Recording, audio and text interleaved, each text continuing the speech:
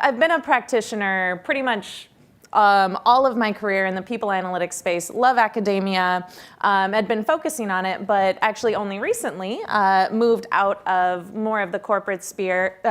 Just last year I was with GE, and really the shift was around, I just love this topic and sharing, and so I feel incredibly blessed that I spend all of my time now sharing with others the power of people analytics, how to do it. Really excited that universities are now seeing this as an integral part of what they consider to be necessary business skills for the future. So I'm really proud of the opportunity to be able to share how to do it. And then the second part of it is I really had this urge to get back into what brought me to people analytics in the first place. So I started out in a completely other research field and discovered people analytics when I realized that you could use data to analyze if companies are being unfair in the hiring process and actually build statistical models to assess for bias and mistreatment. And that for me was like, whoa, that's the coolest use of data ever. And I've gone on to do a lot with it. And now one of the things that I really want to focus on is how do we use people data for good? How do we do more of that? How do we use all of our skills, all of our understanding to really drive it around? So that's what I'm excited and happy to talk about here, and specifically on how not to be creepy when we use this kind of data around people. So please feel free to connect with me. I love talking about this kind of stuff, but I'd rather turn this to a story about Emma.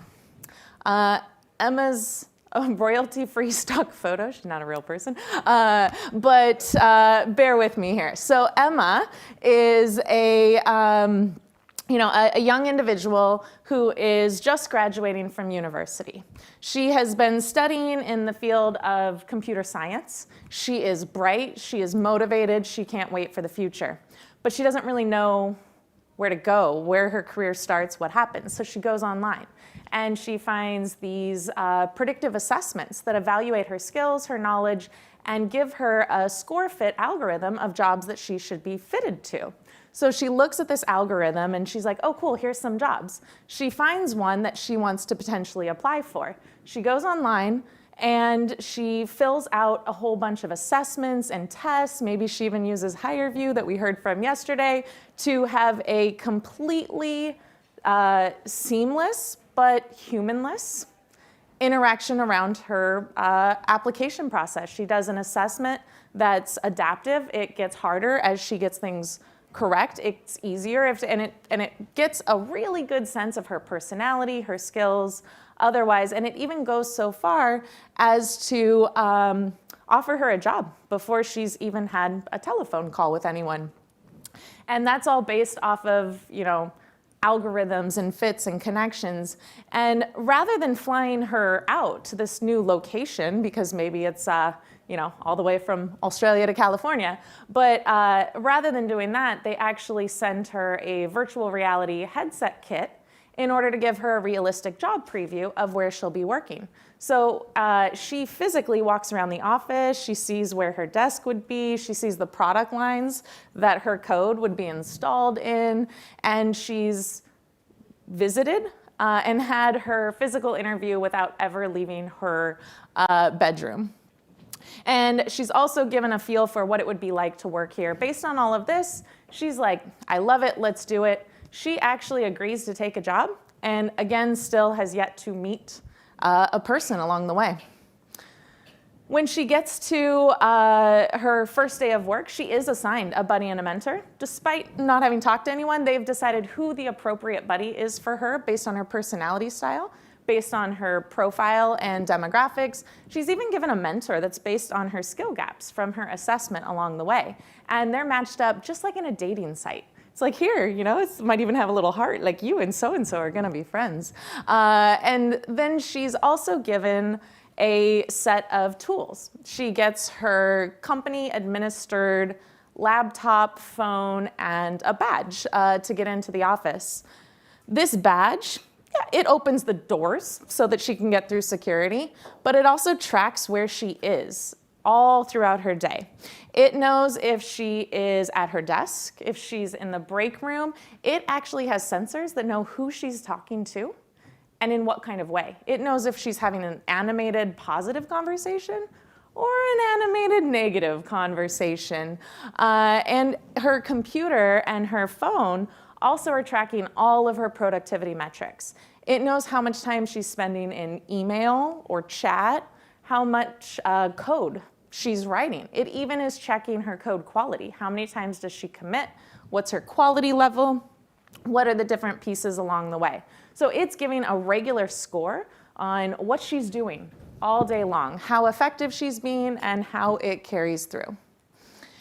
And based on all this information, she's given regular feedback on what she needs to learn and develop. So it says, hey, you had a little bit too many problems in your code with debugging. We think you need to learn this. And so it gives her recommendations of exactly what training she has to do based on how her code quality had come out in the productivity tools. And even in some of her interactions with other people, it's maybe even given her a class on how to build a broader network.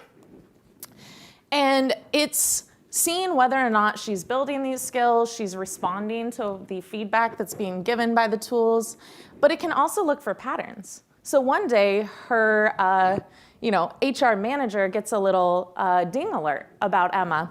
This HR manager's never actually met Emma, but the HR manager knows that Emma's still coming to the office about the same amount. She's still kind of coming in and leaving at the same time, but her productivity, like her code quality, her number of commits, her lines of code, her productivity has just really dropped. And so she's like, okay, maybe she's spending more time with other people. And she's looking at the feedback and saying, no, she's actually spending less time with other people. We don't know what's going on. We think she's disengaged. We think maybe she has an issue. Maybe coming out of university, this wasn't the right fit for her. Maybe instead of a software engineer, she should have been something else. So we might even give a predictive algorithm saying, based on the parts of software engineering that you're good at and not, maybe you should have been a product manager. So it actually recommends, hey, Emma, given your productivity and the change here, we think you should maybe change careers. Maybe you should try to be a product manager. It matches your skill sets. And so then she starts the loop all over again where she's doing an internal application for a product manager role based on the system data going through. So, by the way, this is going to be an interactive session a little bit. Okay, imagine you're Emma. And just shout it out. I'll try to repeat for the live stream. How do you feel? I know you guys aren't as shy as you pretend to be. Manipulated. Anyone else? Disillusioned.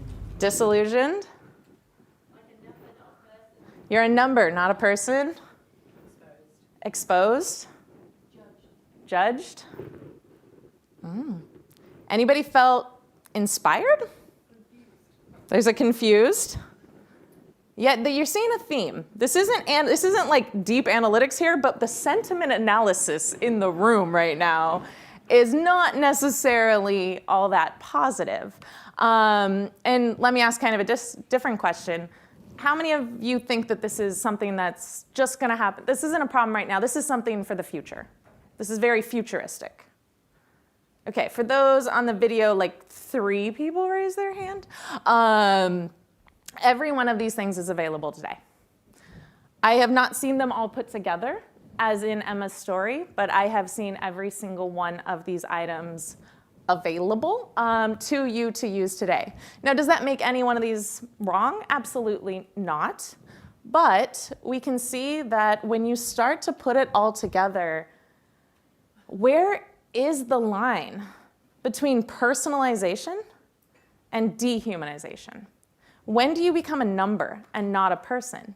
And it's a difficult question and conversation because think about Emma. She just came out of university. She might not have a network or friends or anyone to help her find a career.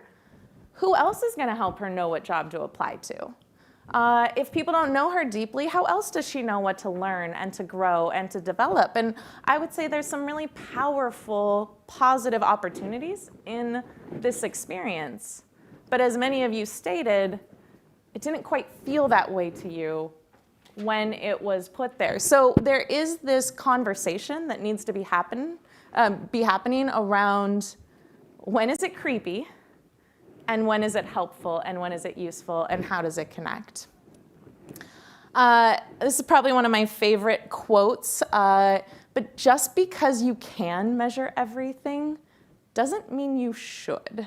And that's something I think is really powerful for all of us to take away is we do want to be productive, we do want to help with efficiency, but we want to do it for things that are appropriate and should be done.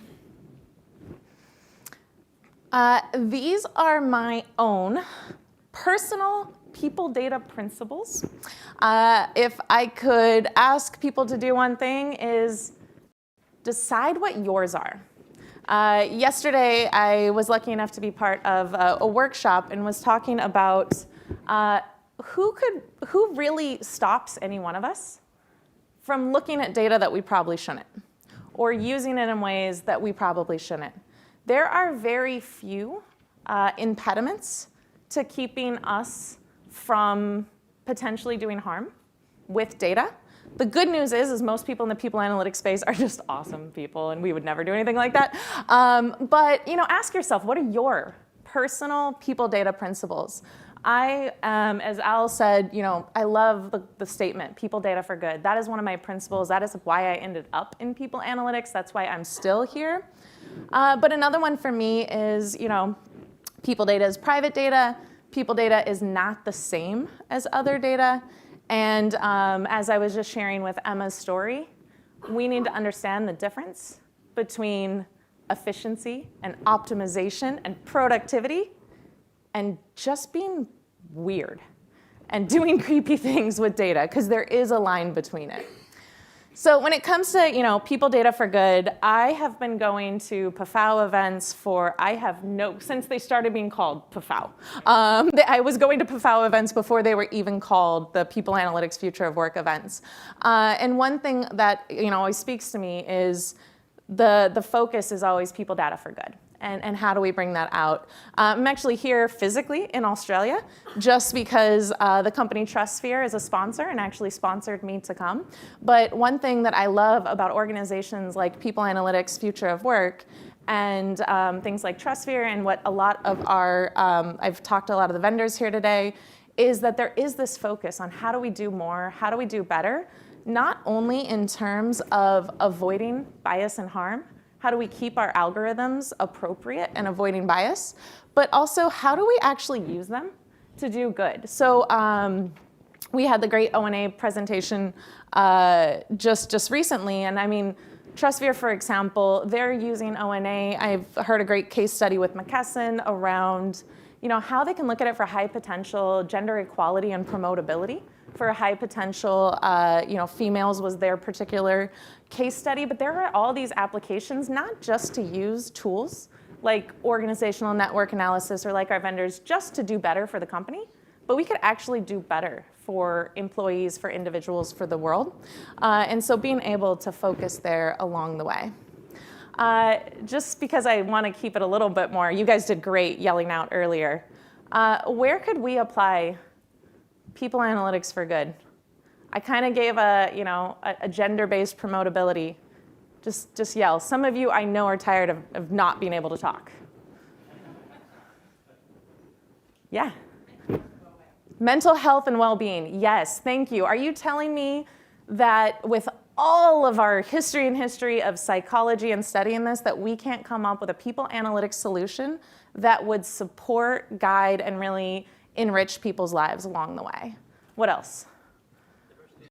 Diversity and inclusion. I personally feel incredibly passionate that we in the people analytics space can do so much for diversity and inclusion. I love all of our peers who work in those departments, but we have not seen the numbers change very much. And I think the problem is we've been focusing on the numbers, not on the outcome.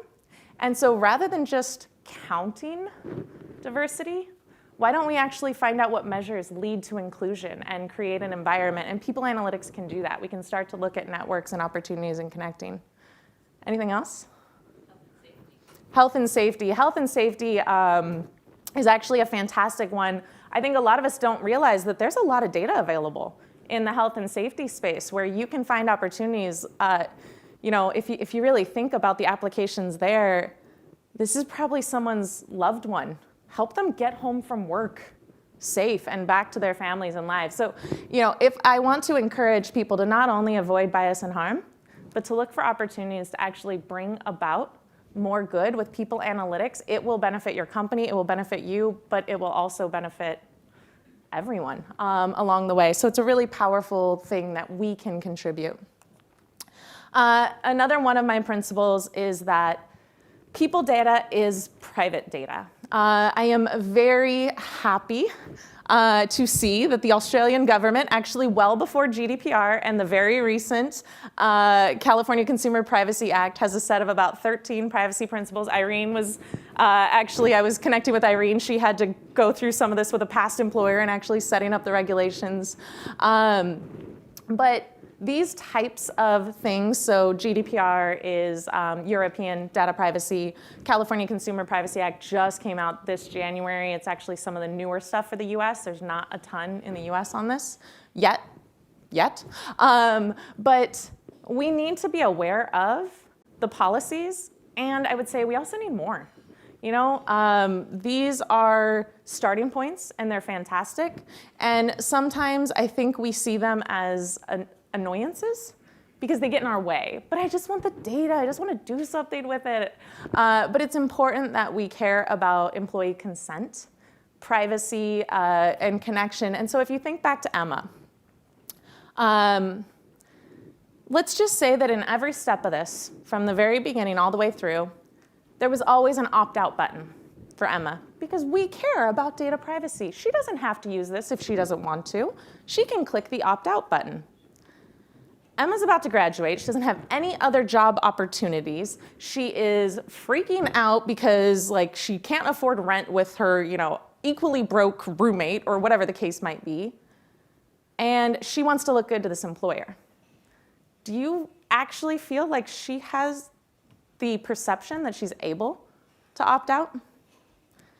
If you work in a company and this is the money that feeds your family, that puts a roof over their head, the economy is down, and you don't want to participate in some data-related thing, do you really feel like you have the choice? Some people might, but a lot of people wouldn't. They'd feel like they have to say yes. They have to participate because it's their livelihood and this is where it's connected. So laws like this are really important to give people the voice and the opportunity to be protected when in the employer-employee relationship, that's not always clear that they have the option. There's an implied hierarchy, and we need to be conscious of that and be the stewards for those employees for positive use. I was really excited in the first conversation today where we started going into the concept of biases. So if you don't know, you are all super flawed. I'm super flawed, you're super flawed, we're all super flawed. We all have upwards of 200 biases that change the way you think about everything. They change the way you perceive the world.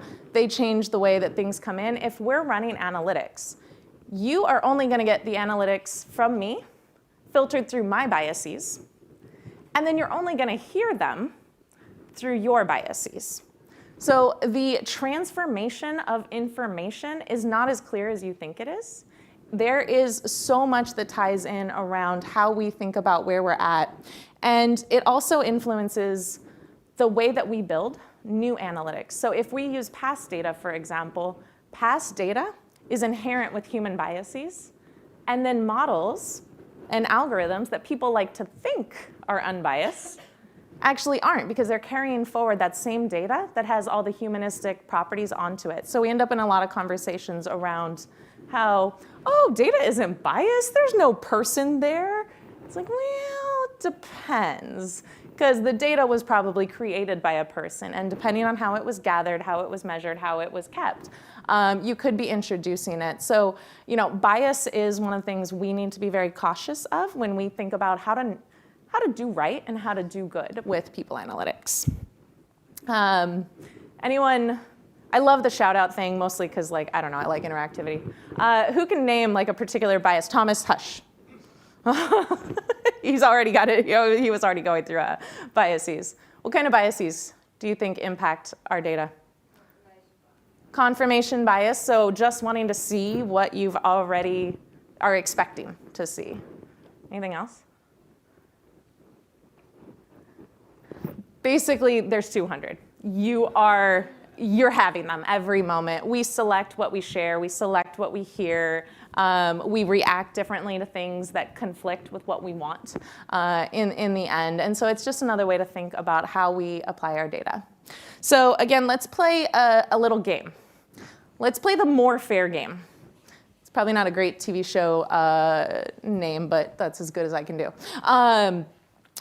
Let's say you are in the talent acquisition or recruiting team, or even a manager, and you are looking to select a successful candidate. And you are so lucky because you have tons of candidates. And this is just a great problem to have. Who do you want to down select that list for you? You can only talk to a few of them. Would you want a recruiter to select for you top potential candidates? Or would you like an algorithm to select top potential talent? And let's just say that your recruiter is actually very experienced, very good recruiter. Let's just assume that. And they know you. They know your department. They know your culture. They've hired for the last however many years, and they've got a real sense of what makes successful candidates. And then your algorithm is using successful data from the past. It's not just some, off the shelf. It's applied to your work context, this region, what's been successful in the past. And it completely leaves out things like names and addresses and other stuff that might give you a hint about what someone's like. Which one? Who is on Team Human? Okay, there's just like a quarter. Who is on Team Algorithm? Okay, wow, a lot of people were on Team Algorithm. I was expecting actually a lot of people to just still be sitting there with their hands down. Most people actually went Team Algorithm. Why? Yeah. Years ago, I was hiring in Ireland, and we were hiring for Greenfield site, and they were going through the resumes, and people looked really good, and they're kind of going, yeah, but he went to that school. She went to this school, and you're kind of going, oh my God, does that really matter what high school they went to when this is a professional job, with 10 years of experience? But they didn't even see it. It took an outsider to call it a column on it. So if that's happening then, it's probably still is happening, these little things that you don't notice. Yeah. So Audrey's saying that the reason she chose Team Algorithm was past experience of seeing humans blatantly apply their own biases to things that aren't necessarily relevant. Who else? Yeah. I actually chose something different because I chose both. Okay. Cheater. She chose both. Coming from a past in recruitment, sometimes the people that actually got hired for the job might have not had the experience, but had the personality to do the job because they wanted to do the job. Mm-hmm. But then on the other hand, you have the bias. So I think, yeah, it's both. Yeah, no, it's a great answer. So, and I'm just repeating for the sake of the video stream. The choice there was both because there's sort of bias, or there might be bias on one side, but there's also the flip side of that, which is, well, what's the difference between, say, skill and proficiency and motivation? Because her comment was really, but what if they really wanted the job? And we know that they'll work hard and they'll learn it. They might not have the skills today, but we know that they will be successful because they're driven and tied toward it, and can an algorithm really catch that? Yeah, so definitely, okay, well, thank you. I'm gonna use this for a second. Who wants to switch to Team Both? Okay, actually a lot of, there's still some people who are sticking Team Algorithm, all right. So, my question, my comment here has absolutely nothing to do with one being better than the other, because I don't think either one is better than the other personally. I think it comes down to how it's used, how it's applied, and where you put it into what you're doing, how your culture fits, check for the biases, but bring the human back in. And this is what makes our field so interesting and exciting is there is no right answer to these kind of things. There's only all of us trying to use people data for good and looking for the opportunities where we might be able to leverage analytics and algorithms to do more, and where we might need to remember that there is still a human and people involved along the way. So I use this analogy because sometimes I give a talk like this and people are like, oh, you hate people analytics. You think it's bad. You think it's gonna like ruin Emma's life. And that's not true. I actually think it's amazing and it's great, but I use an analogy of, think of a car, an automobile. That is a really impressive advancement in technology that we all as humans came up with. It's fantastic. I don't want them to go away. But I don't want to be anywhere near a car if there is no infrastructure. I want speed limits. I want officers who check for drunk drivers and who pull over people when they are doing wrong. I want actual engineers building my car, preferably with all sorts of safety standards. I want highways and roads and bridges. I don't want a car without transportation infrastructure.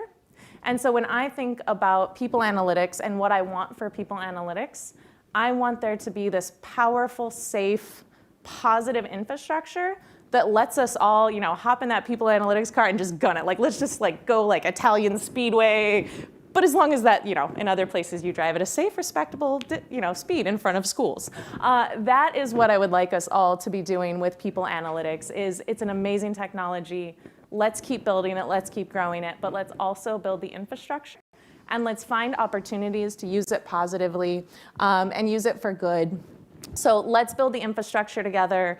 I would love to hear stories of people data for good. That is like my focus right now. I want to find examples and share them and that. So if you have any, I would love to hear about them. And we do have time to, if you've got any examples now, or we have questions or comments, I made a point to make sure I had time. Do I still have time? Yeah. So does anyone have a story that they might want to share to add to the conversation, or a comment or a question along the way? And I think we'll get some mics. I know I made you all talk earlier, so now nobody wants to. No? Really? No stories of people doing good with people data? Not even a vendor who wants to take the opportunity? Come on. All right, if that's it, I guess we get a little bit more time back. All right, thank you, everyone.